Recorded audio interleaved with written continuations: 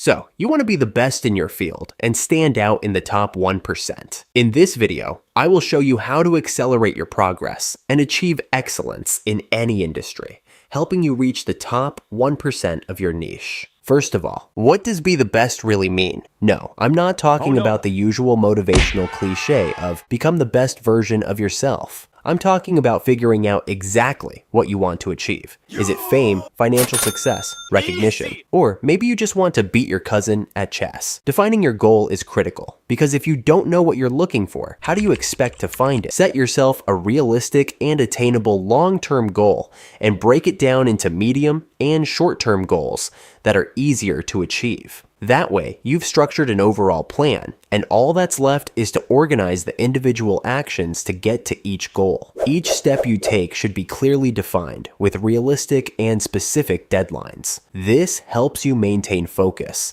as achieving each small goal will give you the motivation to continue. If you look at the best athletes, artists, or entrepreneurs, you will not find people who relied on talent alone. They worked hard, failed, and rose again. Talent alone is not enough to stand out. You may have a natural aptitude for something, but if you don't work to nurture that talent, you will end up being surpassed by those who have worked 10 times harder. What a beautiful dog.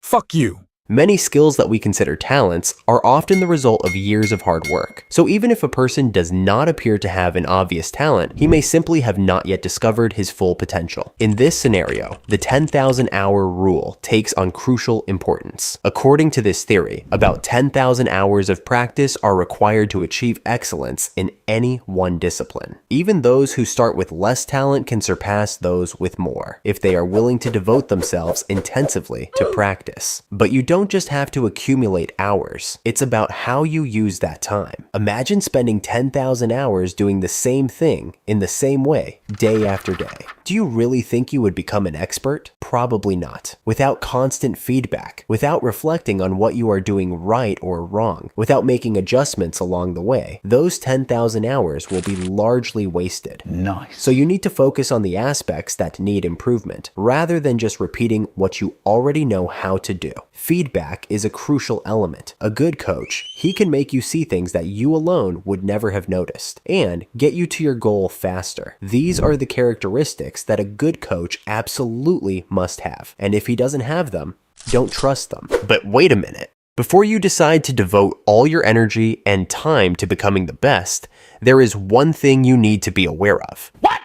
Burnout. Yes, that's right. You can be the most motivated, the most determined, but if you're not careful, you may find yourself one step away from burnout. Burnout is a sneaky enemy. It starts slow, but if you don't deal with it in time, it can grow into a real obstacle to your success. So how do you avoid burnout? When you notice that you're losing pleasure in what you do, or that you're getting more and more tired, more and more unmotivated, it's time to take a break. Yes, I know, it sounds counterintuitive. You're striving to be the best, so the last thing you want is to slow down. But the truth is that taking time to recharge your energy is not a sign of weakness, but of intelligence. Another way to avoid burnout is to find a balance between work and leisure. You cannot be at your best if you focus only on work and neglect everything else. Spend time with friends, family, play sports, or simply read a good book. These leisure moments help you maintain your mental energy, allowing you to return to work with that desire to conquer the world. During the growth process, study is crucial. You cannot be the best if you do not know what you are doing. Acquiring specific skills is like building a solid foundation for a house. Without it, the house will collapse. If you want to become a world chess champion, read chess books, watch videos, listen to podcasts,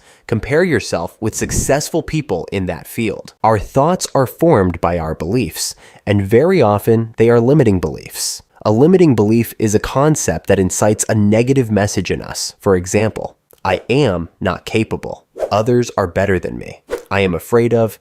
It is stronger than me. All bullshit. Everything is learned by doing. Everyone has their own path. Facing fear makes us stronger. You always improve one step at a time. You just have to have a mindset of growth and abundance. Success is not a straight road, but one full of obstacles. When you achieve a victory, the graph goes up. When you suffer a failure, it goes down. The important thing is that the current relapse is not greater than the previous one. If, in case it is, you need to figure out what you did wrong, improve, and readjust. Many people get discouraged when they encounter the first obstacles, thinking that their dreams are unattainable. But it is precisely in moments of difficulty that you see what you are made of. Every failure is an opportunity to learn valuable lessons you might never have acquired otherwise. When you face failure, answering these questions can help. If you can maintain your motivation and vision, even when things seem to be going the wrong way, then you have already won half the battle.